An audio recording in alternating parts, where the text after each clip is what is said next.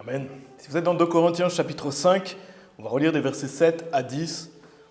2 Corinthiens chapitre 5, versets 7 à 10. Donc c'est notre chapitre référence, gardez quelque chose dedans, on va y revenir dans le message. Il dit « Car nous marchons par la foi, non par la vue. Nous sommes confiants, dis-je, et voulant plutôt être absents du corps et être présents avec le Seigneur. C'est pourquoi nous nous peinons, afin que soit présents, soit absents, nous puissions être acceptés de lui. Car nous devons tous comparaître devant le siège de jugement de Christ, afin que chacun puisse recevoir des choses faites étant dans son corps, selon ce qu'il a fait, soit bien, soit mal. » Et dans ce passage, on voit une notion. Il est dit que nous devons tous comparaître devant le siège de jugement de Christ. Et c'est le titre du message aujourd'hui, le siège de jugement de Christ. On l'appelle aussi le tribunal de Christ. Je ne sais pas si vous avez déjà entendu parler. Peut-être c'est une autre version qui le donne comme ça. Mais dans la King James, c'est le siège de jugement de Christ. Et c'est le titre du message. Et je crois que tout le monde ici connaît cet événement. Je pense que vous êtes familier avec cet événement qui va avoir lieu. C'est un événement auquel toute personne sauvée va prendre part. Si vous êtes sauvé, je pense et j'espère que tout le monde est sauvé ici, on va prendre part à cet événement. C'est un événement que chaque personne sauvée va participer. Donc c'est un magnifique événement. Vraiment, c'est un bel événement, on va le voir ensemble, c'est un bel événement auquel on veut regarder. Et les questions qu'on doit se poser individuellement, chacun d'entre nous, on doit se poser ces questions-là. Est-ce qu'on est préparé à ça? Est-ce qu'on est prêt à cet événement? Est-ce qu'on se prépare à ça? Est-ce qu'on vit notre vie avec ça à l'esprit? C'est important de se poser cette question. Est-ce qu'on vit nos vies avec le fait de savoir qu'on va participer au siège de jugement de Christ? Et on va voir comment se préparer à cet événement.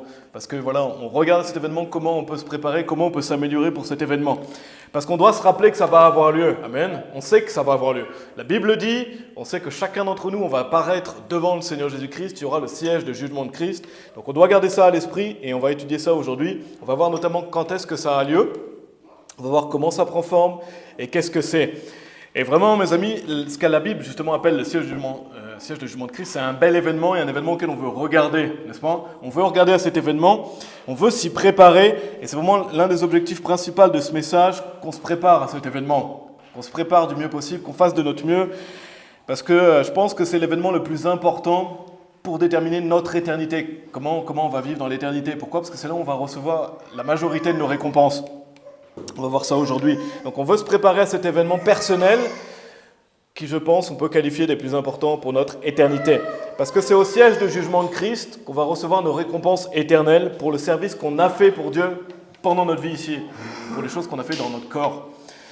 Et non seulement à cet événement-là, mais il y a aussi bien sûr au retour du Seigneur Jésus-Christ, je vais en reparler, mais on aura déjà revêtu notre corps de gloire. Il y a aussi une récompense du fait d'avoir un corps plus ou moins glorieux. Donc on va en reparler. Alors bien sûr, aujourd'hui, on parle de récompense. Pour être clair, on parle de récompense, on ne parle pas du salut, n'est-ce pas? Le salut n'est pas une récompense. Le salut, c'est un cadeau. On enseigne bien aux gens quand on va prêcher le salut, mais Romains chapitre 6, verset 23, nous dit « Car le salaire du péché est la mort, mais le don de Dieu est la vie éternelle par l'intermédiaire de Jésus-Christ notre Seigneur. » Donc c'est le don de Dieu, n'est-ce pas? Ce n'est pas la récompense de Dieu, le salut. C'est le don de Dieu, ça veut dire que c'est un cadeau. Si c'est un cadeau, c'est gratuit. Et c'est ce qu'on explique aux personnes dehors. Un cadeau qui s'appelle la vie éternelle, ça se reçoit une seule fois. Vous avez reçu la vie éternelle, vous êtes sauvés, vous allez aller au paradis, vous êtes sauvés pour toujours. Parce que celui qui prêche que le salut est une récompense, c'est un faux prophète, c'est un menteur. Quelqu'un vous dit, oui, il faut gagner le paradis. Non, le paradis, ça se reçoit, c'est gratuit. Ce n'est pas une récompense. Le salut, c'est un don. Et vous y êtes déjà, restez donc 2 Corinthiens chapitre 5. Et donc quand on parle du siège de jugement de Christ, quand on parle de récompense, on parle de quelque chose qu'on va recevoir en fonction de nos œuvres, n'est-ce pas? Et ces récompenses, on doit les mériter par nos actions. Alors que le salut, il se reçoit une fois pour toutes, c'est un cadeau, Jésus-Christ a payé pour nous. Et une fois que vous êtes sauvés, Dieu soit loué, vous pouvez avoir des récompenses. Donc on va voir ça aujourd'hui. Relisons le verset 10 de Corinthiens chapitre 5, verset 10. Il est dit « Car nous devons tous comparaître devant le siège de jugement de Christ, afin que chacun puisse recevoir les choses faites étant dans son corps, selon ce qu'il a fait, soit bien, soit mal. » Donc avant d'aller plus en détail sur ce que c'est que le siège de jugement de Christ, tournez dans 2 Thessaloniciens chapitre 2, si vous voulez bien.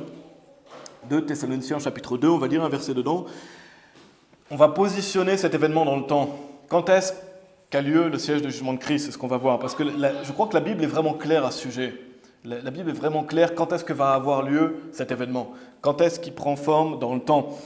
Et c'est un sujet passionnant parce que c'est au début du millénium, et c'est la première partie qu'on va voir aujourd'hui, c'est l'établissement du millénium. On va voir ce qu'on appelle l'établissement du millénium. Quand est-ce que le millénium va être mis en place? Je ne vais pas aller dans les détails au niveau du timing, mais juste pour vous situer brièvement dans le temps, c'est après les tribulations, après le retour du Seigneur Jésus-Christ et après la colère de Dieu. Après la colère de Dieu, il y a ce qu'on appelle la bataille d'Armageddon. Si vous avez déjà entendu parler de cette bataille, qu'on retrouve par exemple dans Apocalypse chapitre 19, mais il y a déjà eu les tribulations. Il y a déjà eu l'Antichrist, le retour du Seigneur Jésus-Christ, la colère de Dieu. Bien sûr, nous on est enlevés avant la colère de Dieu, après la tribulation. Mais après la colère de Dieu, il y a ce qu'on appelle la bataille d'Armageddon. Donc c'est quand le Seigneur Jésus-Christ va venir avec tous les saints, donc toutes les personnes sauvées, pour détruire l'armée de l'Antichrist. Donc on le lit dans Apocalypse chapitre 19, mais regardez brièvement dans 2 Thessaloniciens chapitre 2, on va lire le verset 8. Donc là on essaye, enfin même pas on essaye, on établit dans le temps quand est-ce que va avoir lieu le siège du jugement de Christ. Et la première partie c'est l'établissement du millénium. Regardez au verset 8, il est dit « Et alors ce malin sera révélé que le Seigneur consumera par l'esprit de sa bouche et détruira par la brillance de sa venue. » Donc le Seigneur Jésus-Christ c'est le roi des rois, n'est-ce pas? Quand il va revenir, justement à ce moment-là, c'est après l'enlèvement, c'est à ce qu'on appelle la bataille d'Armageddon. Il va revenir pour détruire l'Antichrist, détruire l'armée de l'Antichrist. Et notez qu'il est dit qu'il va consumer l'Antichrist par l'esprit de sa bouche et le détruire par la brillance de sa venue. Et ça, c'est un grand Dieu, amen. C'est le Dieu de la Bible. Quand il revient, quand Jésus-Christ vient pour détruire, il ouvre la bouche, il détruit l'armée. Il détruit l'armée. Et il est détruit par la brillance de sa venue. Quand vous imaginez ça, vous imaginez que la brillance de la venue du Seigneur Jésus-Christ est tellement glorieux que ça va détruire l'armée. Ils ne peuvent rien faire face à la puissance du Fils de Dieu. Et ça, c'est le Dieu de la Bible, n'est-ce pas? C'est le Dieu de la Bible, il est glorieux. Et il y a une conséquence ici à l'armée de l'Antichrist qui vient pour combattre contre l'agneau. Ils vont être détruits. Ils vont être détruits. Et parfois, on est découragé, n'est-ce pas? Parfois, on a des difficultés. Cette vie est difficile, notamment quand on voit le monde dans lequel on vit, mais on doit se rappeler ces choses-là. On doit se rappeler ces choses-là, que Dieu est glorieux. Quand Dieu a décidé de mettre un terme, le terme, on voit, la bataille est courte, parce que Dieu vient en conquérant. Et notez qu'il est dit « l'esprit de sa bouche ». Je vais vous lire dans Apocalypse chapitre 19, il est dit « Et le reste fut tué par l'esprit de celui qui était assis sur le cheval, laquelle épée sortait de sa bouche. » Donc intéressant, on voit l'esprit de sa bouche, on voit laquelle épée sortait de sa bouche. Et dans Éphésiens 6, bien sûr, il est dit aussi l'épée de l'esprit, laquelle est la parole de Dieu. Donc cette épée d'esprit, la parole qui sort de sa bouche, c'est la parole de Dieu, n'est-ce pas? Et on sait que Jésus est appelé la parole de Dieu. Et ici, quand Jésus-Christ vient pour détruire l'armée de l'Antichrist, il ouvre la bouche et ils sont détruits, n'est-ce pas? Il tranche, parce que c'est l'épée qui sort de sa bouche. Et ça fait clairement référence à la parole de Dieu. Bien sûr, la parole de Dieu, on sait qu'elle est puissante et elle tranche. Donc la parole de Dieu ouvre sa bouche et par sa parole, il tranche. Amen. Et c'est ce qui va se passer quand le Seigneur Jésus-Christ vient établir le millénium. Il va détruire l'armée de l'Antichrist. Il est dit « Et alors ce malin sera révélé que le Seigneur consumera par l'esprit de sa bouche et détruira par la brillance de sa venue. » Et donc le diable est jeté dans le lac de feu et l'armée de l'Antichrist est anéantie. Allez dans Apocalypse chapitre 11 si vous voulez bien. Donc gardez quelque chose dans 2 Corinthiens chapitre 5, gardez quelque chose dans Apocalypse si vous avez quelque chose. On va souvent aller dans Apocalypse aussi. Donc il y a cette courte bataille qui s'appelle la bataille d'Armageddon. Elle est assez courte, n'est-ce pas? Quand on lit ces passages, détruits par la brillance de sa venue, quand il ouvre la bouche, et le Seigneur Jésus va mettre un terme à cette armée, au règne de l'Antichrist. Et c'est assez court, et on sera présent, n'est-ce pas? On croit qu'on sera présent, on est derrière le Seigneur Jésus-Christ sur des chevaux, on suit le Seigneur Jésus-Christ. Et on va aller dans Apocalypse chapitre 19 brièvement aussi dans ce message. Mais c'est l'établissement du millénium, et pour parler de l'établissement du millénium, on va lire dans Apocalypse chapitre 11, des versets 15 à 18. Parce que quand le Seigneur Jésus vient pour cette bataille, il vient établir le millénium. Il vient établir ce qu'on appelle le millénium. Regardez Apocalypse chapitre 11, versets 15 à 18. Donc là, c'est la 7e trompette. Il est dit, le 7e ange sonna, et il y eut de grandes voix dans le ciel, disant, les royaumes de ce monde sont devenus les royaumes de notre Seigneur et de son Christ, et il régnera pour toujours et à jamais. Et les 24 anciens qui étaient assis devant Dieu sur leur siège tombèrent sur leurs faces et adorèrent Dieu, disant « Nous te remercions, ô Seigneur Dieu Tout-Puissant, qui est et fut, et est à venir. Parce que tu as pris pour toi ton grand pouvoir, et tu as régné. Et les nations furent en colère, et ton coup est venu, et le moment des morts, afin qu'ils soient jugés, et que tu donnes la récompense à tes serviteurs les prophètes, et aux saints, et à ceux qui craignent ton nom, petits et grands, et que tu détruises ceux qui détruisent la terre. Et dans ce passage, notez qu'il est dit, les royaumes de ce monde sont devenus les royaumes de notre Seigneur et de son Christ, et il régnera pour toujours et à jamais. Donc les royaumes de ce monde, ça fait référence, je pense, à tous les royaumes de l'humanité qui se sont succédés à travers l'histoire, les différents royaumes qu'on peut lire à travers la Bible, ils se sont succédés à travers l'histoire, et on a bien sûr cet esprit de Babylone aussi qu'on retrouve à travers l'histoire. Ça fait aussi référence au fait que le diable est le prince de ce monde, n'est-ce pas ? Le diable est le prince de ce monde, il est le dieu de ce monde avec un petit d, mais ça va cesser. Parce qu'ici, il est dit, les royaumes de ce monde, ils vont cesser, ça va devenir les royaumes de notre Seigneur et de son Christ. Et quand on y pense, à ce moment-là aussi, quand le Seigneur Jésus revient avec les saints pour la bataille d'Armageddon, c'est juste après la colère de Dieu, la fin de la colère de Dieu, il y avait le royaume de l'Antichrist, n'est-ce pas ? Le royaume de l'Antichrist, qu'on peut appeler aussi le nouvel ordre mondial. Il y avait un système financier mondial, un gouvernement mondial, une religion mondiale. Donc le Seigneur Jésus vient mettre un terme à ça. Donc c'est clairement, on pourrait dire, le pire royaume de ce monde qui existait, c'est le royaume de l'Antichrist. Et ce royaume de ce monde, dont le diable est le prince de ce monde, et ici ça arrive à son apogée, parce que l'Antichrist est possédé par le diable, le Seigneur Jésus va mettre un terme à ça. Et le royaume de ce monde va devenir les royaumes de notre Seigneur et de son Christ. Et donc il va mettre un terme au nouvel ordre mondial, il va détruire le nouvel ordre mondial, à la 7e trompette, allez dans Apocalypse chapitre 20, si vous voulez bien, et ça devient les royaumes de notre Seigneur et de son Christ, et donc ça, c'est l'établissement du millénium. C'est là où le Seigneur Jésus vient régner sur terre. Amen. Et c'est un jour auquel on regarde, n'est-ce pas ? Un jour auquel on peut prendre réconfort, ça nous réjouit de savoir qu'un jour, les royaumes de ce monde, c'est fini. Et il y a le royaume de Christ, le royaume de Dieu sur terre. Et à ce sujet, tournez dans Apocalypse chapitre 20, je vais vous lire Apocalypse chapitre 10, verset 7. Il est dit « Mais au jour de la voix du 7e ange », donc on retrouve le 7e ange, « lorsqu'il commença à sonner », donc encore la 7e trompette, « le mystère de Dieu devrait être fini, comme il l'a déclaré à ses serviteurs, les prophètes. » Ici, c'est cette magnifique transition où les royaumes de ce monde deviennent les royaumes de notre Seigneur et que Jésus-Christ vient régner sur terre. C'est pour ça qu'il dit « le mystère de Dieu devrait être fini ». Dieu vient vivre parmi nous, n'est-ce pas ? Il est déjà venu parmi nous, mais là, il vient régner sur terre. Et si vous êtes dans Apocalypse chapitre 20, regardez au verset 4, toujours dans cette partie, l'établissement du millénium, il est dit, Apocalypse chapitre 20, verset 4, « Et je vis des trônes, et ils s'assirent dessus, et le jugement leur fut donné, et je vis les âmes de ceux qui avaient été décapités pour le témoignage de Jésus et pour la parole de Dieu, et qui n'avaient pas adoré la bête, ni son image, ni n'avaient reçu sa marque sur leur front ou dans leurs mains. Et il est dit, et ils vécurent et régnèrent avec Christ 1000 ans. » Donc le millénium, pourquoi on l'appelle le millénium aussi ? Parce que ça va durer 1000 ans. Le règne du Seigneur Jésus-Christ sur terre va durer 1000 ans. Et non, ça n'a pas encore eu lieu, n'est-ce pas ? Ça va avoir lieu, c'est certain, mais on n'est pas encore dans le millénium. Il y a des événements qui doivent se produire avant. C'est un règne qui va durer 1000 ans.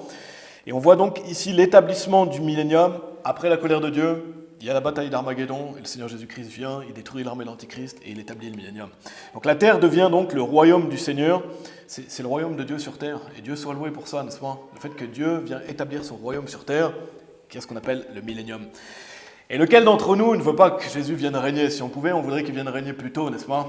On aimerait que le Seigneur Jésus vienne régner, il va venir régner. Et bien sûr, il est toujours le roi, n'est-ce pas ? Mais là, à ce moment-là, il vient sur terre régner. Donc il y aura l'établissement des lois de Dieu, n'est-ce pas ? Il y aura des lois justes. Dieu va venir établir, et le Seigneur Jésus, on va le voir, il va régner avec un bâton de fer, n'est-ce pas ? Et donc c'est fini l'injustice, c'est fini les crimes impunis, amen. C'est terminé, il y aura une conséquence, parce qu'il y aura la loi de Dieu, les lois justes et parfaites.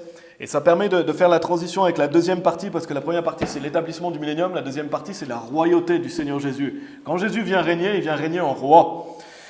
Et donc on l'a lu, disant, nous te remercions, ô Seigneur Dieu Tout-Puissant, qui est, et fut, et est à venir, parce que tu as pris pour toi ton grand pouvoir, et tu as régné. Il vient régner. Allez dans Apocalypse chapitre 19, si vous voulez bien. Donc, par l'établissement du millénium, la bonne nouvelle, c'est que le Seigneur Jésus vient régner en roi, n'est-ce pas ? Il vient régner en roi, il est roi sur la terre, et bien sûr, Jésus a toujours été le roi. Il est le roi des rois, Dieu est le roi, n'est-ce pas ? La terre appartient à Dieu et tout ce qu'elle contient. Donc Dieu n'a jamais cessé d'être Dieu, Dieu n'a jamais cessé d'être le roi. Là, la différence, c'est que le diable est le prince de ce monde. Le diable va être jeté en enfer et Jésus vient régner sur terre. Donc les royaumes de ce monde sont devenus les royaumes du Seigneur. Donc, après la bataille d'Armageddon, le diable est jeté en enfer et comme on a lu, les royaumes de ce monde sont devenus, on voit que ça devient les royaumes de notre Seigneur et de son Christ et il régnera pour toujours et à jamais. Donc c'est la royauté du Seigneur Jésus, clairement, n'est-ce pas? Quand le millénium est établi, Jésus vient régner en roi. C'est sa royauté sur terre. Et on va voir les couronnes comme les récompenses, on va en parler brièvement, mais ces couronnes, elles vont être jetées aux pieds de Jésus, n'est-ce pas? Pourquoi? Parce qu'il est le roi des rois. Toutes les couronnes qu'on peut gagner, tout ça, c'est jeté aux pieds du Seigneur Jésus-Christ. On l'a lu on l'a pas lu dans Apocalypse chapitre 4, mais au sujet des 24 anciens, je vais vous le lire. Allez dans Apocalypse 19, comme je vous avais dit. Mais il est dit, il adore celui qui vit pour toujours et à jamais, et jette leurs couronnes devant le trône. Et toutes les couronnes qu'on gagne, on va les jeter devant le trône, parce que c'est lui le roi, c'est le Seigneur Jésus-Christ le roi. Et là, les 24 anciens jettent leurs couronnes devant le trône. Regardez dans Apocalypse chapitre 19, on va lire les versets 11 et 12. Apocalypse 19, versets 11 et 12. Donc, en parlant de la bataille d'Armageddon, comme on a mentionné, et si vous voulez lire un peu plus sur ça, vous pouvez lire tout le chapitre d'Apocalypse 19. On va lire simplement 2 versets ici, mais en parlant de la bataille d'Armageddon, il est dit « Et je vis le ciel ouvert, et voici un cheval blanc. Et celui qui était assis sur lui était appelé fidèle et vrai, et avec droiture, il juge et fait la guerre. » Et ça, c'est le Seigneur Jésus, n'est-ce pas? C'est la parole de Dieu. Il était appelé fidèle et vrai. Verset 12, ses yeux étaient comme une flamme de feu. Et notez, il est dit, et sur sa tête, il y avait plusieurs couronnes. Et il avait un nom écrit qu'aucun homme ne connaissait que lui-même. Donc Jésus est le roi, et il est dit que sur sa tête, il y avait plusieurs couronnes, faisant clairement référence à sa royauté, n'est-ce pas? Et comme on a vu aussi, les 24 anciens, ils jettent leur couronne aux pieds du Seigneur Jésus-Christ. Donc au début du millénium, à l'établissement du millénium, il y a clairement cette notion du fait que le Seigneur Jésus vient en roi, régner sur terre. Il est le roi.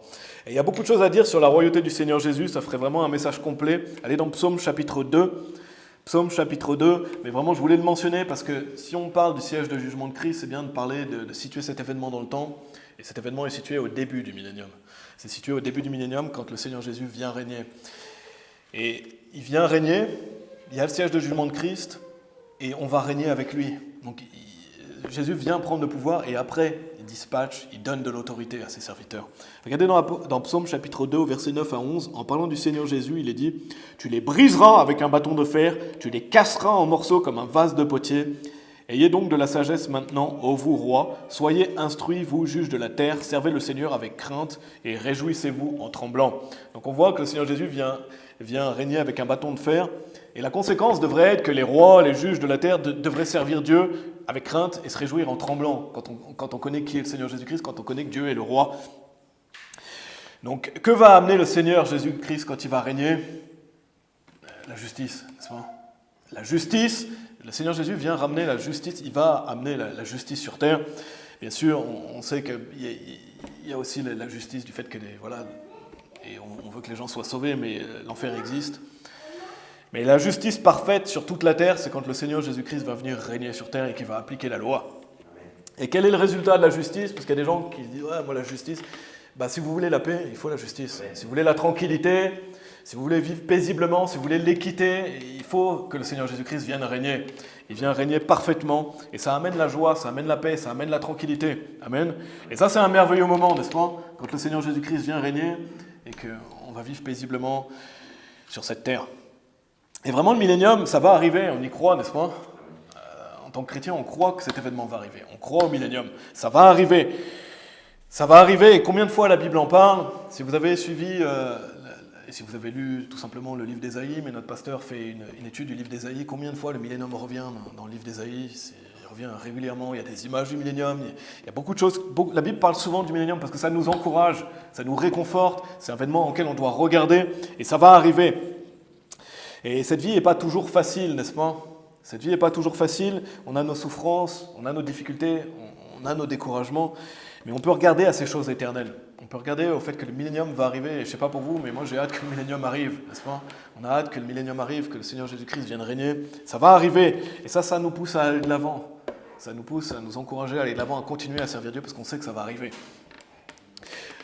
Et ça doit nous pousser à aller de l'avant. Et parce que si on y pense, si on ne combat pas pour Dieu, qui va le faire?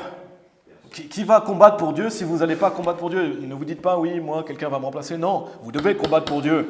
Parce que si on combat pour Dieu, il ne faut pas prendre ça pour garantie qu'il y en a d'autres qui vont le faire. N'est-ce pas? Et Dieu soit loué qu'il y ait des gens qui combattent pour Dieu, mais si on ne combat pas pour Dieu et son royaume maintenant, qui va le faire?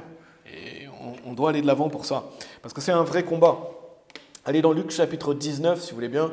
On est dans une guerre spirituelle, et cette guerre, c'est pour le royaume de Dieu. Et on doit combattre pour ce royaume spirituel, donc on doit continuer à combattre, amen. On doit combattre ensemble pour le royaume de Dieu, et pour ce millénium qui va arriver. Ça va arriver, et je sais qu'on le fait déjà ici, mais on doit continuer, et ces messages-là doivent nous encourager à aller de l'avant pour continuer à ça. On doit continuer à combattre. Donc tournez dans Luc chapitre 19, si vous voulez bien. Il y a une dernière chose que je veux souligner dans cette partie. Donc, le titre du message, c'est le siège de jugement de Christ. Première partie, l'établissement du millénium. Deuxième partie, la royauté du Seigneur Jésus, donc quand le Seigneur Jésus vient régner. Et une autre chose que je veux souligner, c'est que justement, quand le Seigneur Jésus vient régner, on va voir après le siège de jugement de Christ qui va avoir lieu, le Seigneur Jésus, il vient détruire l'armée de l'Antichrist. Le diable est jeté en enfer, mais il va aussi faire le ménage. Dieu va faire le ménage. Dans Apocalypse chapitre 11, au verset 18, on l'a lu, que tu détruises ceux qui détruisent la terre. Donc déjà, le Seigneur Jésus va faire un grand ménage en détruisant l'armée de l'Antichrist, le nouvel ordre mondial, les royaumes de ce monde qui deviennent les royaumes de notre Seigneur. Le diable est jeté en enfer. Tous ceux, on le voit dans Apocalypse 19, tous ceux qui se sont rassemblés pour combattre l'agneau, morts. Ils sont tous détruits. Non seulement ça, mais allez dans Luc 19, on va lire le verset 27. On ne va pas développer, ce serait trop long, mais on va lire le Luc chapitre 19 au verset 27, parce que c'est important aussi de souligner ça. Par la royauté du Seigneur Jésus, le Seigneur Jésus vient faire le ménage sur terre. Et au verset 27, il est dit « Mais ceux-là, mes ennemis, qui n'ont pas voulu que je règne sur eux, amenez-les ici et tuez-les devant moi. » Donc ça, c'est une parabole, c'est la parabole des talents, qui, là, ça représente clairement le Seigneur Jésus-Christ quand il vient établir son millénium. Il dit, mais ceux-là, mes ennemis, qui n'ont pas voulu que je règne sur eux, amenez-les ici et tuez-les devant moi. Donc le Seigneur ne plaisante pas, n'est-ce pas? Il ne plaisante pas. Il va tuer ces hommes devant lui et il va faire le ménage. Et pourquoi il dit ça? Pourquoi on pourrait se dire, est-ce que ce n'est pas un peu dur? Parce que quand vous y pensez, par l'établissement du nouvel ordre mondial, l'Antichrist a mis en place la marque de la bête et les gens vont prendre en masse cette marque de la bête. Et qu'est-ce que ça veut dire? Malheureusement, ça veut dire que beaucoup de gens seront réprouvés. Parce qu'on sait que quelqu'un qui prend la marque de la bête devient réprouvé. Donc quand il dit mes ennemis, ici dans le contexte, je pense que ça fait clairement référence, non seulement déjà aux Juifs qui le rejettent, mais des réprouvés aussi qui rejettent le Seigneur Jésus, c'est pas une simple personne, non, là ça parle d'un réprouvé. Dieu va faire le ménage parce que malheureusement il y aura beaucoup de réprouvés à ce moment-là. Quand on y pense, il y aura beaucoup de réprouvés après la marque de la bête, beaucoup de gens vont la prendre et c'est vraiment une triste période de l'humanité où beaucoup de gens vont, et ils ont choisi de le faire. Et bien sûr aucun chrétien va prendre la marque de la bête, parce que si quelqu'un prend la marque de la bête, il ne peut plus être sauvé, il est condamné. Mais ça fait sens qu'à l'établissement du millénium, quand le Seigneur Jésus vient régner, il fait le ménage également, parce que Dieu ne va pas laisser toutes ces personnes réprouvées partout sur terre, n'est-ce pas? Il ne va pas laisser ça, parce que c'est des personnes extrêmement malfaisantes, on ne parle pas juste d'un individu normal ici. Et il va mettre de l'ordre, il vient régner avec autorité, amen. Il vient régner avec autorité, il vient mettre un terme au royaume de l'Antichrist, et Dieu vient assainir les choses, parce que Dieu est juste. Donc, si vous voulez bien, retournons en Apocalypse chapitre 2. Apocalypse chapitre 2, pour faire la transition, on a vu l'établissement du millénium, on a vu la royauté du Seigneur Jésus, certaines choses que je voulais souligner aujourd'hui, mais ça pourrait bien sûr faire un message complet. La troisième partie, donc c'est le titre du message, c'est le siège de jugement de Christ. Donc, à travers cette partie et la partie suivante, donc on a parlé de l'établissement du millénium, je vais vous relire dans Apocalypse chapitre 11, il est dit « Et que tu donnes la récompense à tes serviteurs, les prophètes, et aux saints. » Donc c'est clair que le siège de jugement de Christ prend lieu au début du millénium. C'est à ce moment-là qu'il va donner la récompense à ses serviteurs. Donc quand est-ce qu'aura lieu le siège de jugement de Christ? Après les événements qu'on a vus, la tribulation, l'enlèvement, la colère de Dieu, la bataille d'Armageddon. Et par l'établissement du millénium, il y aura le siège de jugement de Christ. Le Seigneur Jésus vient régner. On l'a vu dans Psaume 2 en parlant du Seigneur Jésus. Tu les briseras avec un bâton de fer, tu les casseras en morceaux comme un vase de potier. Et donc si vous êtes dans Apocalypse chapitre 2, on va lire les versets 26 et 27. Donc, pour cette notion de siège de jugement de Christ, versets 26 et 27, il est dit « Et à celui qui l'emporte et garde mes œuvres jusqu'à la fin, à lui je donnerai pouvoir sur les nations. Et il les dirigera avec un bâton de fer, comme les vases d'un potier, ils seront brisés en éclats, comme j'ai reçu de mon Père. » Et on retrouve des mots similaires à Psaume 2. C'est intéressant parce que c'est Psaume 2, Apocalypse 2. Et Avant, on avait cette notion du fait que le Seigneur Jésus vient régner avec un bâton de fer. Mais ici, il est dit aussi que celui qui l'emporte, celui qui garde les œuvres, celui qui sert Dieu, il est dit qu'il va diriger les nations avec un bâton de fer, comme les vases d'un potier seront brisés en éclats, comme j'ai reçu mon Père. Donc, le Seigneur Jésus va donner de l'autorité à ses serviteurs, en fonction de leurs œuvres. Et on va régner avec autorité, sous l'autorité du Seigneur Jésus-Christ. Donc, par le règne du Seigneur Jésus, et c'est aussi pour ça que j'en parle aujourd'hui, par le fait que le Seigneur Jésus vient régner, on va régner avec lui, n'est-ce pas ? On va régner avec le Seigneur Jésus-Christ. On vient régner sous son autorité. On l'a vu aussi dans Apocalypse 20, et ils vécurent et régnèrent avec Christ 1000 ans. Donc on va régner parce que Christ règne. Retournons dans 2 Corinthiens chapitre 5, si vous voulez bien. C'est notre chapitre référence, donc frère Tristan l'a lu avant le message. On va aller dans 2 Corinthiens chapitre 5, et on va relire le début du chapitre. Parce que maintenant, on va développer cette notion de siège de jugement de Christ. On a vu l'établissement du millénium, on a vu le fait que le Seigneur Jésus vient régner, et maintenant on va voir le siège de jugement de Christ un peu plus en détail. Pour situer le contexte, on va relire 2 Corinthiens chapitre 5 à partir du verset 1. Donc c'est au verset 10 que ça parle du siège de jugement de Christ, mais on va relire à partir du verset 1. La Bible dit « Car nous savons que si notre maison terrestre de ce tabernacle est dissoute, nous avons un édifice de Dieu, une maison non faite par des mains, éternelle dans les cieux. Car en celle-ci nous gémissons, désirant intensément d'être revêtus de notre maison, laquelle est du ciel. S'il en est ainsi qu'étant vêtus, nous ne serons pas trouvés nus. Car nous qui sommes dans ce tabernacle gémissons, étant chargés, non parce que nous voulons être dévêtus, mais d'être revêtus, afin que le mortel puisse être englouti par la vie. » Et c'est intéressant ce passage, quand vous le lisez attentivement. Il y a deux fois ce mot « gémissons », n'est-ce pas ? Quand on y pense, c'est chacun d'entre nous, n'est-ce pas ? Combien de fois on gémit dans ce corps ? Combien de fois on peut avoir des douleurs, des souffrances, du stress, de l'anxiété. C'est comme quelqu'un qui gémit dans son corps parce qu'il désire d'être revêtu de son corps de gloire, où il n'a plus ses souffrances, il n'a plus ses difficultés, ce stress, ses pensées, etc. Et Paul le dit clairement, si on gémit, c'est normal, on a un corps physique, n'est-ce pas ? On a un corps physique et Dieu est touché par nos infirmités, mais en celle-ci, nous gémissons. On ne peut pas relier qu'on gémit, n'est-ce pas ? On a des émotions, Dieu le sait. En celle-ci, nous gémissons, désirant intensément d'être revêtus de notre... Mais parce qu'on veut ne plus avoir ce corps physique et avoir notre corps spirituel. Parce qu'on n'aura plus ces souffrances, on n'aura plus ce stress, cette anxiété, ces peurs qu'on peut avoir des fois. C'est haut et c'est bas, des fois vous êtes bien, vous ne savez pas pourquoi à une heure vous n'êtes pas bien, et on a un corps physique. En celle-ci, nous gémissons. Et pourquoi aussi je veux relire ce passage ? Parce que selon moi, je crois que ça parle de notre corps céleste. Quand il est mention de revêtir, c'est revêtir notre corps céleste. On a notre corps physique qui est comparé à notre maison terrestre, notre tabernacle. On a vu, car nous savons que si notre maison terrestre, donc notre corps physique de ce tabernacle, est dissoute, nous avons un édifice de Dieu, une maison non faite par des mains, éternelle dans les cieux. Donc cette maison, c'est notre corps céleste, notre corps spirituel, notre corps glorifié. Ça parle d'une maison dans les cieux non faite par des mains. Donc on voit ce contraste entre la maison physique, dans laquelle on gémit, on est dans un corps physique, et on voit cette maison spirituelle qu'on va revêtir, c'est notre corps céleste.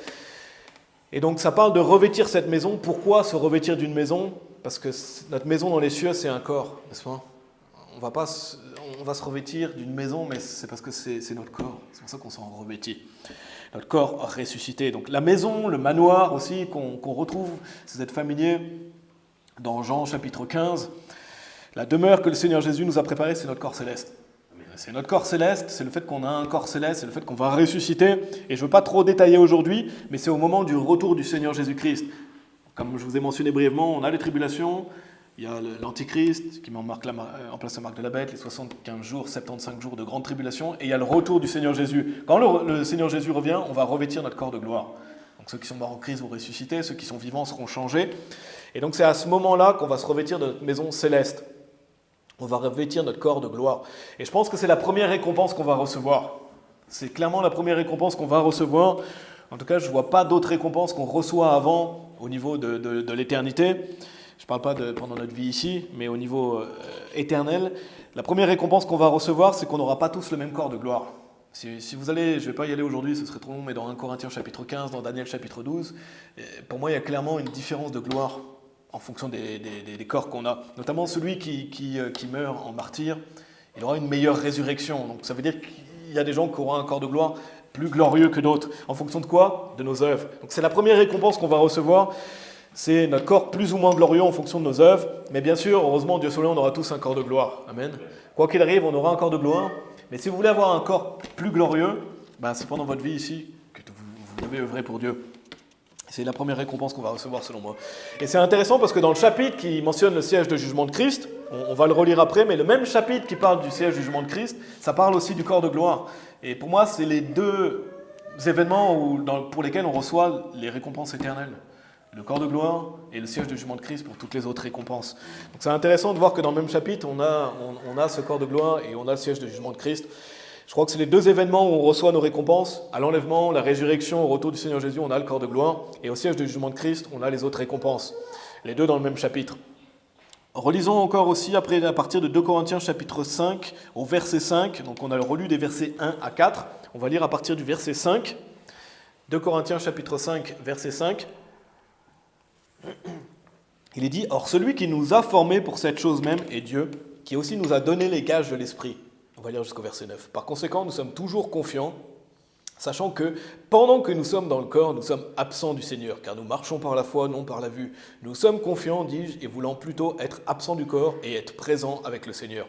C'est pourquoi nous nous peinons, afin que soit présents, soit absents, nous puissions être acceptés de lui. » Et ça, c'est un magnifique passage. Quand vous avez besoin de réconfort, c'est un magnifique passage, parce que personne ne peut vous enlever cet espoir quand vous êtes sauvé. Si vous êtes absent du corps, vous êtes présent avec le Seigneur. Dès que vous mourrez physiquement, vous êtes au ciel. Et quelle joie! Ça, c'est la joie du salut, n'est-ce pas? Et on peut avoir cette joie même aujourd'hui. Même si on n'est pas encore au ciel, même si on n'a pas encore ressuscité, on sait que être absent du corps, oui, nous sommes absents du Seigneur, je vais relire. Pendant que nous sommes dans le corps, nous sommes absents du Seigneur.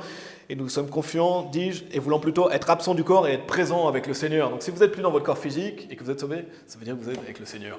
Et ça, c'est réconfortant, n'est-ce pas? Un magnifique passage qui montre aussi qu'une fois que vous êtes mort physiquement, si vous êtes sauvé, vous n'êtes pas endormi dans une tombe quelque part, votre âme reste... Non, vous êtes au ciel.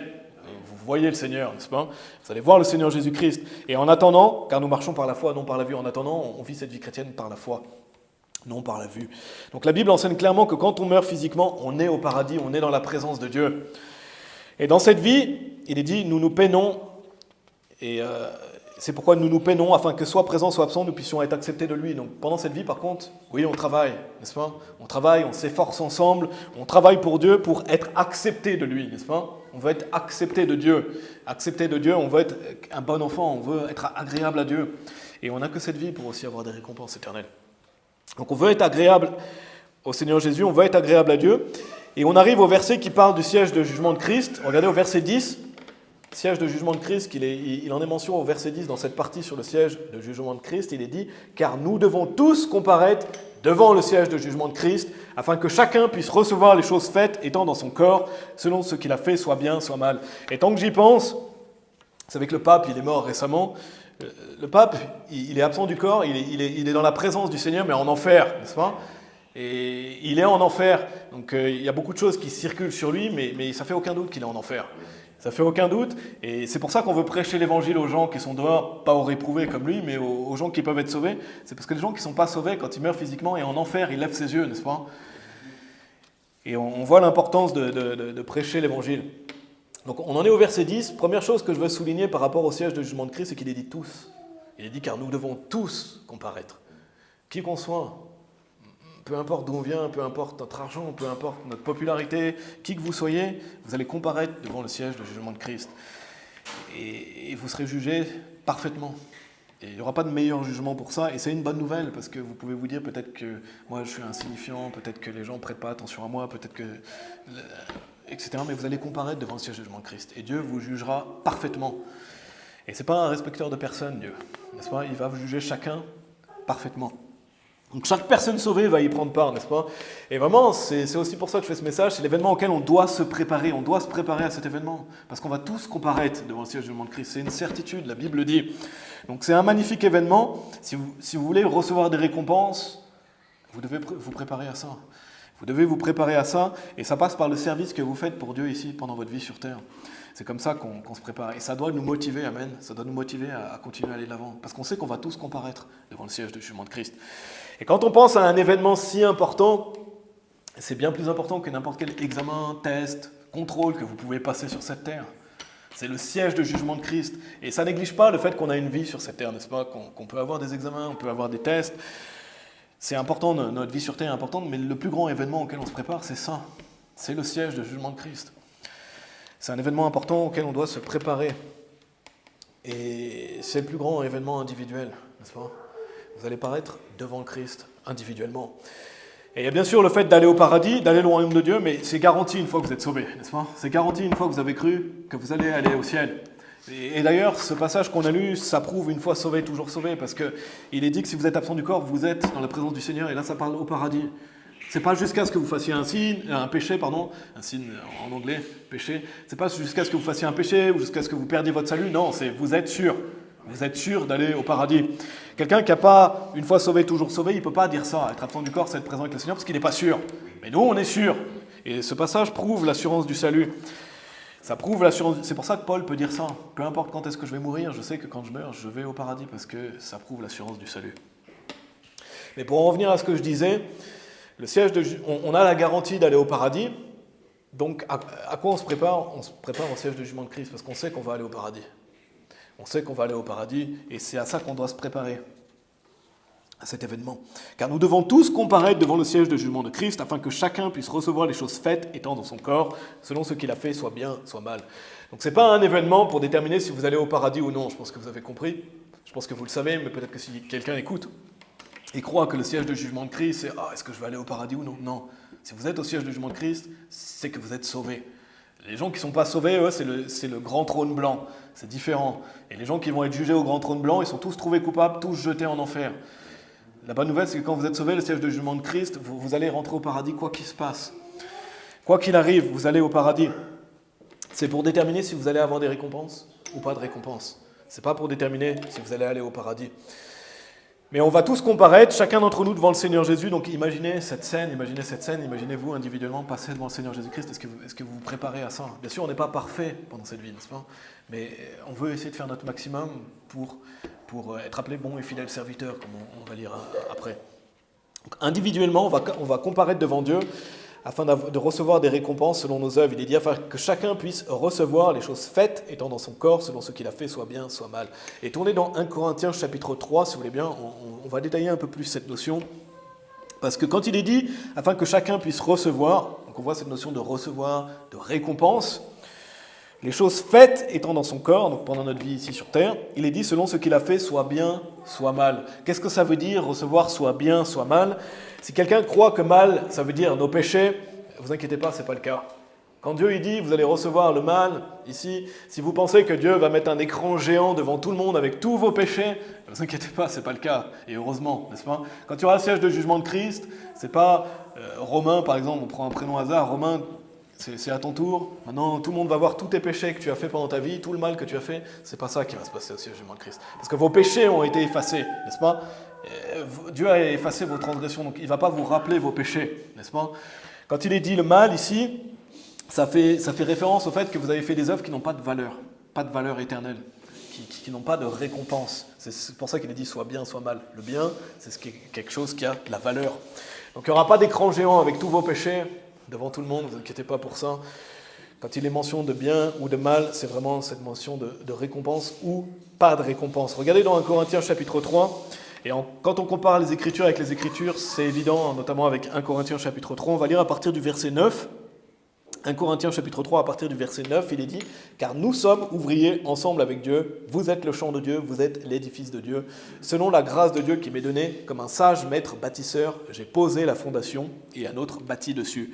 Mais que chaque homme prenne garde comment il bâtit dessus. Car aucun homme ne peut poser d'autre fondation que celle qui est posée, laquelle est Jésus-Christ. » Donc on voit, cette fondation, c'est le salut, n'est-ce pas? Il n'est pas dit celle qui est posée, vos œuvres. Il n'est pas dit celle qui est posée, votre bonne vie chrétienne. Non, il est dit laquelle est Jésus-Christ. Quand vous avez cru en Jésus-Christ, vous avez la fondation, vous êtes sauvés. Et ensuite, à partir du verset 12, toujours dans 1 Corinthiens chapitre 3, il est dit à partir du verset 12, « Maintenant, si quelqu'un bâtit, donc là maintenant c'est vos œuvres, maintenant vous êtes sauvés, vous bâtissez, vous construisez sur cette fondation avec de l'or, de l'argent, des pierres précieuses, du bois, du foin, du chaume. L'œuvre de chaque homme sera rendue manifeste, car le jour la déclarera, parce qu'elle sera révélée par le feu, et le feu éprouvera de quelle sorte est l'œuvre de chaque homme. Si l'œuvre de quelqu'un qui aura bâti dessus subsiste, il en recevra une récompense. Si l'œuvre de quelqu'un est brûlée, il en subira la perte, mais lui-même sera sauvé, cependant comme par le feu. Et ça, c'est encore un bon verset pour montrer que quelqu'un peut être sauvé. Il n'a fait aucune bonne œuvre, mais il est sauvé, comme par le feu. C'est un bon verset aussi, si vous avez quelqu'un qui doute par rapport au fait que c'est la foi plus les œuvres. Non, ce verset prouve clairement que c'est la foi sans les œuvres. Donc bâtir sur la fondation, on voit cette notion de bâtir, et quand vous pensez à bâtir, je ne sais pas pour vous, mais on pense à un mur, vous pouvez penser peut-être à certains métiers dans le bâtiment, etc. Ça demande des efforts de bâtir, n'est-ce pas? Bâtir, construire, c'est quelque chose qui demande des efforts. Si vous avez déjà travaillé dans le bâtiment, c'est un dur travail. Notamment quand on pense à un maçon, quand on pense à un menuisier, quand on pense à un charpentier. Le fait de bâtir, ça demande des œuvres. Donc c'est pour ça qu'il est dit quelqu'un bâtit. Donc ça, c'est vos œuvres. Comment vous bâtissez sur cette fondation? Qu'est-ce que vous construisez sur la fondation, sur votre salut? Donc ça fait clairement référence aux œuvres que vous faites après avoir été sauvé, n'est-ce pas? Tout ce que vous faites après avoir été sauvé. C'est notre ouvrage, notre labeur, nos œuvres. Et donc comme on avait vu dans 2 Corinthiens chapitre 5, le bien qu'on a vu dans 2 Corinthiens chapitre 5, ici c'est appelé l'or, de l'argent, des pierres précieuses. Tout ça, or, argent, pierres précieuses, c'est toutes les œuvres qui ont une valeur éternelle. Tout ce que vous avez bâti sur le Seigneur Jésus-Christ qui ont une valeur. C'est ça le bien que vous allez recevoir au siège de jugement de Christ. Donc, bien sûr, on le sait, je ne vais pas trop détailler quelles œuvres on doit faire pour ça, mais on le sait parce que la Bible est claire, on en a parlé régulièrement, mais c'est le fait d'aller évangéliser, le fait de travailler pour Dieu, le fait de servir Dieu, le fait de servir à l'Église, le fait de servir votre famille, le fait de vivre la vie chrétienne, en fait, tout ce que vous faites pour Dieu, l'or, l'argent et les pierres précieuses, c'est toutes les œuvres qui ont une valeur éternelle. Et le mal qu'on a vu dans 2 Corinthiens chapitre 5, c'est justement du bois, du foin, du chaume. Ce n'est pas le péché, non, c'est ce bois, ce foin, ce chaume qui va brûler. Donc c'est tout ce qui n'a pas de valeur éternelle. Tout ce que vous faites qui n'a pas de valeur. Les choses qui n'ont pas de valeur éternelle. Tout ce qu'on fait dans nos vies et qui n'a pas de valeur. Donc c'est les choses vaines de la vie. C'est l'orgueil de la vie, c'est la convoitise de la chair, c'est la recherche de la richesse, la convoitise de la vie, etc. Toutes ces choses-là, il n'y a pas de valeur. Si vous jouez aux jeux vidéo toute la journée, c'est du bois, du foin, du chaume, n'est-ce pas? Ça n'a aucune valeur pour Dieu. Tout ce qui est en dehors de la volonté de Dieu, bien sûr, il n'y a rien de mal par exemple à faire du sport, mais un athlète professionnel qui passe sa vie à s'entraîner, il ne va pas recevoir des récompenses éternelles parce qu'il a gagné la Coupe du Monde, n'est-ce pas? Donc c'est tout ce qui n'a pas de valeur éternelle, les choses vaines, la recherche de la richesse, l'orgueil de la vie, la convoitise de la chair. Bien sûr, c'est bien de faire du sport, mais voilà, vous comprenez ce que je veux dire, ça, c'est des choses qui n'ont pas de valeur éternelle. Ainsi, au siège de jugement de Christ, nos œuvres elles sont éprouvées par le feu. Relisons le verset 13. L'œuvre de chaque homme sera rendue manifeste, car le jour la déclarera, parce qu'elle sera... Pardon, c'est dans 1 Corinthiens chapitre 13. Oui. Parce qu'elle sera révélée par le feu, et le feu éprouvera de quelle sorte est l'œuvre de chaque homme. Allez dans 2 Corinthiens chapitre 5. C'était 1 Corinthiens chapitre 3, pardon. On a été au verset 13. Retournez dans 2 Corinthiens chapitre 5, si vous voulez bien. Donc la Bible dit que le feu va rendre manifeste la valeur de nos œuvres pendant notre vie. Il est dit « sera rendu manifeste ». Vous voyez ce mot « manifester », « mettre en lumière », c'est ce que le feu va faire. Est-ce que ça a une valeur ou est-ce que ça n'a pas de valeur? Dans 2 Corinthiens chapitre 5, on va relire le verset 11, juste après avoir parlé du siège de jugement de Christ. Donc on fait le lien entre 1 Corinthiens chapitre 3 et 2 Corinthiens chapitre 5. Juste après avoir parlé du siège de jugement de Christ, il est dit « Connaissant donc la terreur du Seigneur, nous persuadons les hommes, mais nous sommes rendus manifestes à Dieu, et j'ai confiance aussi que nous sommes rendus manifestes dans vos consciences. » On retrouve ce mot « manifeste », n'est-ce pas? On a vu dans 1 Corinthiens chapitre 13, chapitre 3, sera rendu manifeste, et ici on retrouve « sommes rendus manifestes à Dieu, et j'ai confiance aussi que nous sommes rendus manifestes dans vos consciences. » Donc manifester, ça veut dire faire connaître. En fait, le feu va faire connaître la valeur de vos œuvres.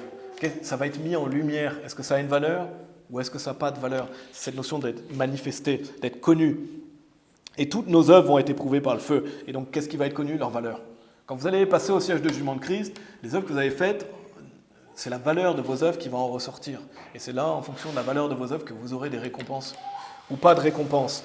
C'est pour ça qu'il est dit dans 1 Corinthiens chapitre 3, si l'œuvre de quelqu'un qui aura bâti dessus subsiste, il en recevra une récompense. Donc s'il y a de la valeur, c'est récompensé. Si l'œuvre de quelqu'un est brûlée, il en subira la perte, mais lui-même sera sauvé, cependant comme par le feu.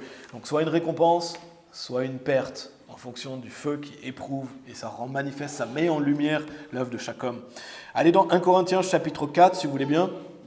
Donc on voit cette notion de valeur de l'œuvre. Et c'est ça qui est mis en lumière dans le siège de jugement de Christ quand on est jugé pour nos œuvres, en fonction de nos œuvres qu'on a faites dans notre corps, pour recevoir une récompense ou non. C'est la valeur de l'œuvre qui est jugée. On va aller dans 1 Corinthiens chapitre 4 parce qu'on retrouve aussi cette notion de manifester au verset 5. 1 Corinthiens chapitre 4 verset 5, et c'est intéressant parce que c'est le chapitre après justement qui parle d'un Corinthiens chapitre 3 qu'on a vu. Il est dit au verset 5, « Par conséquent, ne jugez rien avant le moment, jusqu'à ce que le Seigneur vienne, qui à la fois mettra en lumière les choses cachées de l'obscurité et rendra manifeste les secrets des cœurs, et alors chaque homme recevra la louange de Dieu. » On retrouve ce mot « manifeste », n'est-ce pas? Le fait que ce sera manifesté. Et là, il est en plus mentionné le fait que ça va être mis en lumière. Donc ça fait référence à ce feu qui éprouve nos œuvres. Donc le fait que va être mis en lumière la valeur de votre œuvre, la valeur de vos œuvres pendant votre vie sur terre, qui à la fois mettra en lumière les choses cachées de l'obscurité et rendra manifeste les secrets des cœurs. Et c'est intéressant parce que non seulement les œuvres qu'on fait sont importantes, et on veut toujours œuvrer, n'est-ce pas? Mais notez qu'il est dit, il rendra manifeste les secrets des cœurs également. Qu'est-ce que ça veut dire? Ça veut dire non seulement les œuvres qu'on fait sont importantes, mais aussi comment on fait les œuvres, n'est-ce pas? Parce que là, c'est les secrets des cœurs. Donc, quelle est l'intention qu'on a mise dans nos œuvres? Et le cœur qu'on a mis à faire nos œuvres. Donc, œuvrer, c'est essentiel, le fait de travailler pour Dieu, on croit en ça, amen. Mais je crois aussi, pourquoi on fait les œuvres et comment, c'est aussi important. C'est aussi important parce que la Bible dit que là, ça va être mis en lumière les choses cachées de l'obscurité et rendra manifeste les secrets des cœurs. Donc, l'intention est importante aussi. Le cœur qu'on met à faire nos œuvres est important. Et bien sûr, on ne fait pas tout parfaitement, parce qu'on est tous pécheurs, n'est-ce pas? On est tous pécheurs, on ne fait pas tout parfaitement, on a la chair, des fois on se sent bien, des fois on ne se sent pas bien, des fois on fait des œuvres, on se sent mieux un certain jour qu'un autre, parce qu'on a aussi des émotions, on a des émotions qui fluctuent dans la journée, on fait des erreurs, on a des manquements, des fois on va évangéliser, on n'a pas vraiment envie d'y aller, si on est honnête, on le sait, n'est-ce pas, on n'a pas forcément envie d'y aller, et des fois c'est pendant qu'on le fait qu'on commence à mieux se sentir, mais des fois on le fait parce qu'on sait qu'on doit le faire. Donc on n'a pas forcément la bonne intention ou le cœur comme on peut avoir certains jours, mais en même temps on a le cœur de servir Dieu, donc c'est ça qui est important. Mais ce que je veux dire, c'est que des fois on a envie d'y aller, des fois on n'a pas forcément envie, mais on y va quand même, n'est-ce pas? On y va quand même, on doit y aller quoi qu'il arrive, de même pour aller à l'église, de même pour la vie chrétienne de manière générale, des fois on se force à faire des choses. Et c'est bien de faire les choses aussi par crainte de Dieu, n'est-ce pas? On doit craindre Dieu, on craint Dieu, on aime Dieu. Donc de manière générale, le plus important, c'est de faire de notre mieux, d'essayer de vivre la vie chrétienne du mieux possible, mais on veut progresser aussi pour avoir une bonne intention, un bon motif pourquoi on fait les œuvres. C'est important. Et c'est aussi pour ça, je pense que ces messages-là sont importants. Si vous voulez que vos œuvres soient éprouvées par le feu et recevoir l'or, l'argent, les pierres précieuses, c'est aussi quelque chose auquel on doit penser, vouloir progresser dans la manière dont on fait les œuvres, n'est-ce pas? Et la Bible parle souvent de la charité, et ici, les secrets des cœurs seront manifestés. Et ça parle clairement pour moi du siège de jugement de Christ. Ça sera mis en lumière. Donc on veut progresser. Je pense qu'une bonne motivation, si vous voulez vous préparer bien au siège de jugement de Christ, je pense que c'est ce qu'on veut chacun d'entre nous. On doit faire les œuvres, mais aussi l'intention est importante, n'est-ce pas? Le cœur qu'on met. Et de progresser dans la manière dont on fait les œuvres. Parce qu'on a lu, par conséquent, ne jugez rien avant le moment jusqu'à ce que le Seigneur vienne, qui à la fois mettra en lumière les choses cachées de l'obscurité et rendra manifeste les secrets des cœurs. Et alors chaque homme recevra la louange de Dieu. Et pour moi, ça fait clairement référence au siège de jugement de Christ. Que c'est à ce moment-là que ça va être manifesté. Parce que nous, on ne connaît pas le cœur des autres, n'est-ce pas? Il dit ne jugez rien avant le moment, parce que vous ne savez pas vraiment. Parfois, on voit certaines choses, mais parfois on ne sait pas, n'est-ce pas, pourquoi la personne fait telle ou telle chose. Mais le fait que c'est manifesté, et notamment les secrets des cœurs, ça fait pour moi référence à l'intention. Et qu'est-ce qu'on a dans le cœur quand on œuvre? Quand on y pense, par exemple, ça paraît évident, mais si par exemple, quelqu'un fait les œuvres par querelle, par envie, n'est-ce pas, pour la gloire des hommes, il n'a pas la bonne intention, n'est-ce pas, quand il fait ses œuvres. Et il y en a qui prêchent Christ par envie ou querelle, on le voit clairement dans Philippiens. Et c'est pas ce qu'on veut, n'est-ce pas? Prêcher Christ par envie ou querelle, ou pour être adulé des autres, pour avoir la gloire des hommes. L'intention est importante, vous voyez ce que je veux dire? C'est important de faire les œuvres pour Dieu. Donc ça paraît évident, pas faire les choses pour la vaine gloire ou être idolâtré, n'est-ce pas? Et par exemple, si on veut recevoir la louange de Diu, parce qu'ici il est clairement en référence, il est dit alors chaque homme recevra la louange de Dieu. Si vous voulez recevoir la louange de Dieu, et on pourrait dire aussi plus de louange de Dieu, alors l'intention est importante aussi. L'intention est importante, faisons les choses pas pour la louange des hommes, amen. On veut faire les choses pour la louange de Dieu. Et bien sûr, c'est bien de partager entre nous, c'est bien de se réjouir ensemble, c'est bien de s'encourager, mais le but, c'est pas d'être adulé des autres, n'est-ce pas? C'est pas d'être adulé des autres. Allez dans Romains chapitre 14, si vous voulez bien. Pardon, non, excusez-moi.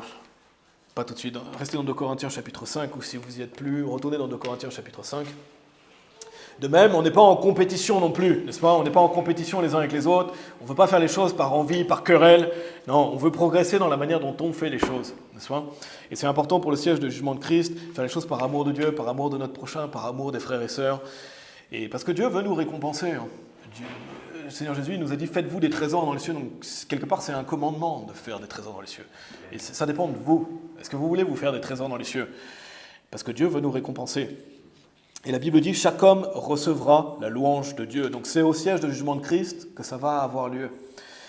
Et quand le Seigneur Jésus nous dit dans Matthieu chapitre 25, au verset 21, en parlant de la parabole des talents, son Seigneur lui dit « Tu as bien fait, bon et fidèle serviteur, tu as été fidèle sur peu de choses, je t'établirai dirigeant sur beaucoup de choses, entre dans la joie de ton Seigneur. » Ça, c'est clairement une manière de recevoir la louange de Dieu, n'est-ce pas? C'est clairement une manière de recevoir la louange de Dieu, et je pense que ça fait clairement référence au moment où on sera jugé, parce que là, je pense que ça fait référence, c'est une image du fait que le Seigneur Jésus va dire « Bon et fidèle serviteur » à ceux qui l'ont servi. Donc, une manière de recevoir la louange de Dieu, n'est-ce pas? Le Seigneur Jésus qui dit à quelqu'un « Tu as bien fait, bon et fidèle serviteur ». Imaginez-vous dans cette situation, préparez-vous à ça. Le Seigneur Jésus qui vous regarde dans les yeux et qui vous dit « Tu as bien fait, bon et fidèle serviteur ». Quel accomplissement, n'est-ce pas? C'est pas le monde qui va vous donner cette joie que vous pourrez avoir, d'avoir Dieu lui-même, votre Créateur, qui vous regarde dans les yeux et qui vous dit « Bon et fidèle serviteur ». Et il vous dit « Entre dans la joie de ton Seigneur ». Entre dans la joie de ton Seigneur. Tu as été fidèle sur peu de choses. Et ça aussi, c'est rassurant, n'est-ce pas? Il dit sur peu de choses. Ce que je t'ai donné, ce que je t'ai demandé de faire, tu as été fidèle sur ces choses-là. Tu as été fidèle. Je t'établirai dirigeant sur... Et on voit le contraste. Tu as été fidèle sur peu de choses, je t'établirai dirigeant sur beaucoup de choses. Donc Dieu, en plus, nous dit, si vous êtes fidèle sur peu de choses, il va vous établir sur beaucoup de choses. Donc imaginez Dieu qui vous regarde dans les yeux. Quel privilège, n'est-ce pas, d'avoir Dieu qui vous regarde et qui vous dit « bon et fidèle serviteur ». Et ça parle en plus de l'autorité qu'il va vous donner. Et c'est une des récompenses qu'on va recevoir. Une des récompenses, c'est l'autorité en fonction de nos œuvres. Donc pour en revenir à la manière dont on fait les choses, regardez dans 2 Corinthiens chapitre 5, on va lire le verset 12. Donc toujours dans cette notion de siège, de jugement de Christ, on est récompensé selon nos œuvres. Ça a lieu au début du millénium. Et donc, on a vu que voilà, tout ce qui aura de la valeur, on en recevra une récompense. Tout ce qui est sans valeur, c'est brûlé. Ça sera rendu manifeste, on va recevoir la louange de Dieu. Et on veut que le Seigneur Jésus nous dise « Tu as bien fait, bon et fidèle serviteur ». Mais regardez, dans 2 Corinthiens chapitre 5, au verset 12, il est dit aussi « Car nous ne nous recommandons pas de nouveau à vous, mais nous vous donnons occasion de vous glorifier à notre sujet, afin que vous puissiez avoir de quoi répondre à ceux qui se glorifient en apparence et non du cœur. » On retrouve ce mot « cœur ». Tout à l'heure, on a vu rendre manifeste les secrets des cœurs. Mais là, on voit ceux qui se glorifient en apparence et non du cœur, n'est-ce pas? C'est ceux qui font les choses pour être vus. Et c'est pas ce qu'on veut, n'est-ce pas? Si on veut progresser et être prêt pour le siège du jugement de Christ, on ne veut pas faire les choses pour être vu des hommes. Non, on veut recevoir cette louange de Dieu. Ici, c'est les gens qui se glorifient en apparence, mais pas de cœur. Et Dieu voit tout. Et Dieu voit tout. Et si vous dites, peut-être, et chacun d'entre nous, on doit progresser là-dedans. Donc c'est même pas si vous dites, c'est chacun d'entre nous. Je vous encourage fortement à prier pour ça aussi. Prions pour que Dieu nous aide à faire les meilleures choses possibles pour être récompensés, n'est-ce pas? On veut faire les choses avec un bon cœur, avec une bonne intention. On veut progresser dans ce domaine. Parce que c'est ça, se préparer pour cet événement. C'est progresser dans la manière dont on fait les choses. Soyons honnêtes avec nous-mêmes aussi. Si on veut pas être quelqu'un qui se glorifie en apparence, et pas du cœur. Ceux qui font les choses pour être vus. Donc soyons pas comme ça. Pour se préparer à ce merveilleux événement, justement, on veut faire des œuvres, mais on veut aussi progresser dans la manière dont on fait ces œuvres. Amen. Parce que je crois sincèrement qu'il y aura des surprises au siège de jugement de Christ. Il y aura ce qu'on appelle des surprises. Si jamais vous êtes imaginé telle ou telle chose, si jamais on s'imagine certaines choses, il y aura des surprises parce que c'est Dieu qui connaît le cœur. Nous, on ne connaît pas le cœur des autres. On ne connaît pas le cœur des gens. Dieu connaît le cœur, par contre. Et quand on pense à un homme chrétien, si vous pensez à un homme chrétien, peut-être qu'il y a un homme chrétien qui n'a pas beaucoup de reconnaissance. Peut-être parfois il en a un peu plus, mais il a peu ou pas de reconnaissance. Mais s'il œuvre fidèlement pour Dieu, s'il sert Dieu, s'il élève une famille pour Dieu, s'il est fidèle sur peu de choses, il va être élevé dans le royaume de Dieu. Il va être élevé, c'est une certitude. De même, une femme chrétienne qui travaille dur chez elle, si vous pensez à une femme chrétienne qui travaille dur chez elle, qui élève des enfants pour Dieu, qui sacrifie pour sa famille, elle a peu de reconnaissance, n'est-ce pas? Et ce n'est pas souvent le monde qui va lui donner cette reconnaissance, parce que le monde met en valeur les femmes qui vont travailler dans le monde. Mais elle va être élevée dans le royaume de Dieu. C'est pour ça que je vous dis, il y aura des surprises, parce qu'on ne sait pas tout. On ne sait pas tout ce que les gens font chez eux, on ne sait pas l'intention du cœur, etc. Mais c'est une des choses, je trouve, les plus merveilleuses avec Dieu, c'est que Dieu voit tout, il sait tout. Et c'est rassurant de savoir ça, c'est que si vous œuvrez pour Dieu, même en secret, même en silence, Dieu, il le voit, n'est-ce pas? Il le voit et il va rendre chacun selon ce qu'il mérite. Il va rendre à chacun selon ce qu'il mérite, et je trouve ça magnifique, le fait que vous n'avez pas besoin d'être vu les autres, vous n'avez pas besoin d'être adulé les autres, vous n'avez pas besoin que les autres voient vos œuvres, non, Dieu les voit, n'est-ce pas? Chaque homme recevra la louange de Dieu. Donc maintenant, cette fois-ci, si vous voulez bien aller dans Romains chapitre 14, on avance. Il ne me reste plus beaucoup, mais je vais vous lire Apocalypse chapitre 22, verset 12 aussi, il est dit « Et voici, je viens rapidement, et ma récompense est avec moi pour donner à chaque homme selon ce que son œuvre sera. » Donc Jésus vient rapidement, n'est-ce pas? Et sa récompense est avec lui pour rendre à chacun selon ce que son œuvre sera. Donc clairement, référence au fait qu'en fonction de vos œuvres, vous serez récompensés ou non. Dieu, ce n'est pas un communiste, n'est-ce pas? Non, Dieu il va récompenser chacun selon ce qu'il mérite. Et un autre passage qui parle du siège de jugement de Christ, pour finir cette partie, regardez dans Romains chapitre 14, des versets 10 à 12, il est dit « Mais pourquoi juges-tu ton frère, ou pourquoi ignores-tu ton frère? Car nous nous tiendrons tous, et encore cette notion de tous, devant le siège de jugement de Christ. Car il est écrit, comme je vis, dit le Seigneur, tout genou se ploiera devant moi, et toute langue confessera à Dieu. » Et il est dit au verset 12, intéressant aussi, ainsi donc, chacun de nous rendra compte de lui-même à Dieu. Et c'est un peu ça, le siège du jugement de Christ. On rend compte de nous-mêmes, n'est-ce pas? En fonction de ce qu'on a fait, bien ou mal. Et c'est là où on reçoit nos récompenses. On va finir la dernière partie, les plus courtes. Première partie, l'établissement du millénium. Deuxième partie, la royauté du Seigneur Jésus. Troisième partie, le siège de jugement de Christ. Et la dernière partie, la quatrième, c'est les récompenses au siège de jugement de Christ. Vous avez compris, après ce qu'on appelle la bataille d'Armageddon, le Seigneur Jésus vient établir le millénium, il vient régner, on va régner avec lui, il y a ce qu'on appelle le siège de jugement de Christ qui a lieu, chacun d'entre nous, on va comparaître devant le siège de jugement de Christ, et c'est à ce moment qu'on reçoit quoi? Nos récompenses éternelles. Donc c'est les récompenses au siège de jugement de Christ. Retournez dans 2 Corinthiens chapitre 5, si vous voulez bien, on va développer un peu plus ça, cette notion de récompense éternelle. Dans 2 Corinthiens chapitre 5, versets 10 et 11, il est dit « Car nous devons tous comparaître devant le siège de jugement de Christ, afin que chacun puisse recevoir les choses faites étant dans son corps, selon ce qu'il a fait, soit bien, soit mal. Connaissant donc la terreur du Seigneur, nous persuadons les hommes, mais nous sommes rendus manifestes à Dieu, et j'ai confiance aussi que nous sommes rendus manifestes dans vos consciences. » Donc on a vu cette notion de manifester, mais c'est intéressant parce que juste après le verset 10, qui nous parle du siège de jugement de Christ, il est dit « Connaissant donc la terreur du Seigneur ». Donc personnellement, la première application, je pense, du verset 11, ça parle des personnes sauvées, il vient juste de parler du siège de jugement de Christ, n'est-ce pas? Ça, c'est les personnes sauvées qui sont jugées ici. C'est un jugement des personnes sauvées. Et on peut lire à la fin du chapitre, si vous avez écouté, frère Tristan a lu tout 2 Corinthiens chapitre 5, à la fin du chapitre, ça parle du ministère de réconciliation, plus ou moins vers la fin. Et donc ça parle du fait qu'on doit aller prêcher l'évangile, n'est-ce pas? C'est ça le ministère de réconciliation. On a été sauvés, on prêche l'évangile pour que les gens soient réconciliés avec Dieu. D'aller prêcher l'évangile. Donc un excellent moyen de se préparer au siège de jugement de Christ, c'est pour ça que je pense qu'il est dit aussi, connaissant donc la terreur du Seigneur, c'est d'aller évangéliser, n'est-ce pas? Si vous voulez vous préparer au siège de jugement de Christ, allez évangéliser. C'est une des œuvres, entre guillemets, les plus faciles à faire, n'est-ce pas? Aller dehors et prêcher l'évangile. Et ça peut paraître une montagne, et c'est vrai que voilà, on veut se préparer, il y a des gens qui ne l'ont jamais fait, etc. Mais c'est quand même une des œuvres qui sera récompensée les plus entre guillemets faciles. Je ne dis pas que c'est facile d'aller évangéliser, mais en tout cas, si vous voulez être récompensé, c'est une garantie si vous allez évangéliser. Et bien sûr, on veut progresser de la manière dont on le fait, etc. Mais voilà, d'aller prêcher l'évangile. C'est pour ça que pour moi, il est dit, connaissant donc la terreur du Seigneur. Pourquoi? Parce que on sait que l'enfer existe, n'est-ce pas? Quand on va persuader les autres, on leur rappelle, on commence par le fait que voilà, il y a un enfer. Et on connaît la terreur du Seigneur, parce qu'on a été sauvés de l'enfer. Donc, connaissant donc la terreur du Seigneur, on veut persuader les hommes, et notamment les persuader d'être sauvés, n'est-ce pas? Et donc, le siège de jugement de Christ, un bon moyen de s'y préparer, c'est d'aller évangéliser. C'est les premières œuvres, et c'est notre objectif principal ici, à Tourfort Baptiste. Donc, c'est un excellent moyen, aller prêcher l'évangile. Et bien sûr, il n'y a pas que ça dans la vie chrétienne, je ne vais pas détailler aujourd'hui, mais c'est le but de l'Église, n'est-ce pas? Le but de l'Église, de pourquoi on se réunit, de pourquoi on fait les choses ici, pourquoi on veut grandir dans la parole de Dieu, c'est pour aller dehors et prêcher l'Évangile. C'est pour ça qu'on veut aussi élever des familles chrétiennes, donc c'est ce travail qu'on fait ensemble. Donc, on peut voir ce passage connaissant donc la terreur du Seigneur par le fait que voilà, l'enfer existe, on veut que les gens soient sauvés, Et aussi, après, on voit à la fin du chapitre cette notion de ministère de la réconciliation. Et donc, un excellent moyen de se préparer, c'est d'aller prêcher l'évangile. Parce que, mes amis, on ne veut pas être honteux à l'événement qui s'appelle le siège du jugement de Christ, n'est-ce pas? On ne veut pas arriver devant Christ en étant honteux parce qu'on n'a rien fait pour lui. Alors, bien sûr, on sait qu'on va au paradis pour toujours, quoi qu'il arrive. Donc, on va vivre dans la gloire, on va vivre dans la joie, on va se réjouir d'être au paradis. Mais on veut se préparer aussi à cet événement. On ne veut pas être honteux d'avoir aucune récompense parce qu'on n'a rien fait pour Christ. Donc on veut se préparer à ça.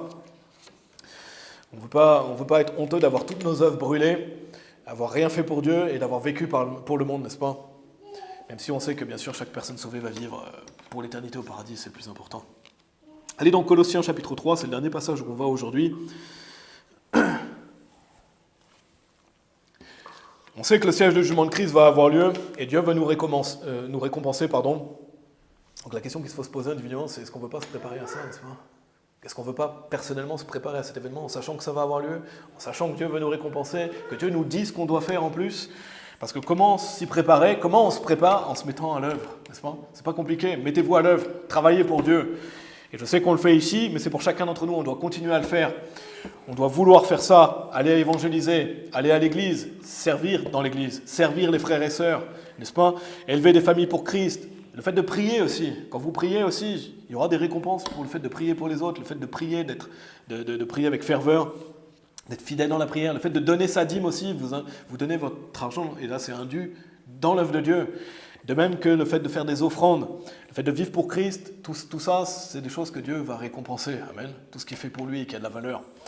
Et une chose importante que je vais souligner, donc on a appris Colossiens chapitre 3, ça ne fait pas partie des versets qu'on a appris ensemble, que notre Église a appris, mais je crois que tout ce qu'on fait pour Dieu est important.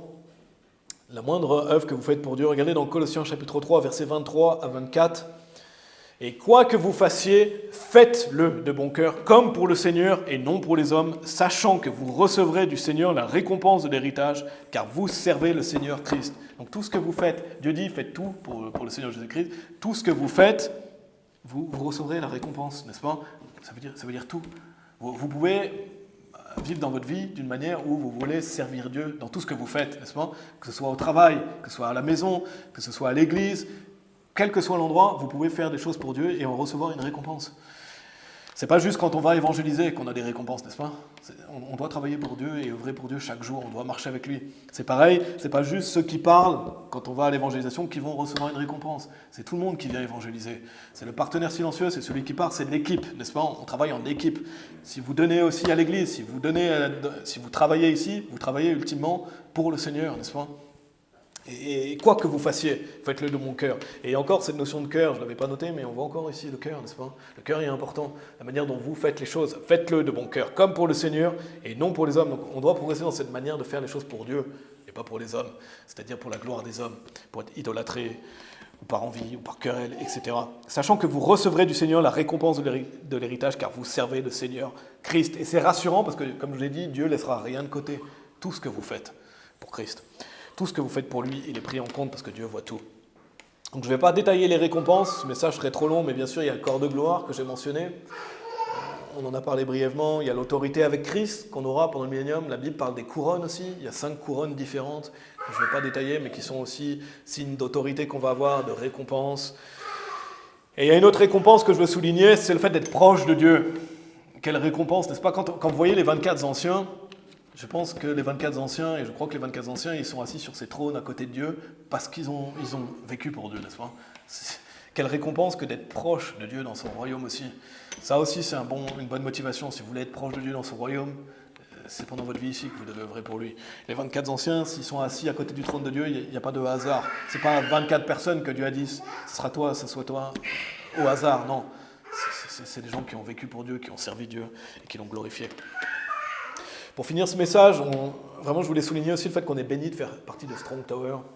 Parce qu'en venant ici, en étant un groupe qui fait partie d'une église, en travaillant, on travaille pour notre église, on prend part aussi aux récompenses de notre église, n'est-ce pas? Si vous travaillez pour Dieu, quand on voit les objectifs de notre église, quand on voit les objectifs de notre groupe qu'on se fixe, tout ça, c'est des récompenses éternelles, n'est-ce pas? Et on est vraiment béni de faire partie d'une église pour ça, car nous devons tous comparaître devant le siège de jugement de Christ, afin que chacun puisse recevoir les choses faites étant dans son corps, selon ce qu'il a fait, soit bien, soit mal. Donc on va comparaître devant Dieu. C'était le siège de jugement de Christ. On va prier. Merci Seigneur, merci pour ces magnifiques événements, Seigneur, ce magnifique événement auquel on va prendre part, Seigneur, en tant que personne sauvée. Merci de... Je te prie, Seigneur, pour que chacun d'entre nous qui sommes là, ou chaque personne qui va écouter ce message, Seigneur, je te prie, aide-nous à nous préparer à cet événement. Aide-nous à changer ce qu'on doit changer, améliorer ce qu'on doit améliorer. Seigneur, on est en perpétuelle amélioration. Je te prie de nous aider, Seigneur, à œuvrer pour toi. Que nous puissions faire les œuvres pour toi, Seigneur, et que nous puissions aussi progresser dans la manière dont on fait les œuvres. Et Seigneur, voilà, on veut recevoir la louange de Dieu, on veut recevoir des récompenses éternelles. Quel privilège, Seigneur. Et au final, le plus important, bien sûr, c'est d'avoir l'assurance d'aller au paradis, c'est de voir ta gloire, Seigneur, et de vivre pour toujours au paradis. Et on a aussi ce privilège de pouvoir participer au siège du jugement de Christ et recevoir des récompenses éternelles. Merci, Seigneur, de nous aider chacun d'entre nous pour ça. Merci pour cette motivation, ce réconfort, Seigneur, que tu vois tout aussi, et que tu vas récompenser chacun selon ses œuvres. Merci pour ça, Seigneur, merci pour le salut qui est gratuit, et merci qu'on ait aussi un objectif dans notre vie, et qu'on puisse regarder ces magnifiques événements comme le millénium aussi, et la fin des royaumes de ce monde, et le royaume de notre Seigneur. On prie pour ça, Seigneur, on prie pour mettre à profit ce message aussi cet après-midi, par le fait d'aller évangéliser. Je prie pour qu'on puisse te porter du fruit, être agréable, et que tu bénisses le retour de chacun d'entre nous, et qu'on puisse revenir dimanche prochain pour ceux qui peuvent, Seigneur, ici. Au nom de Jésus-Christ, Amen.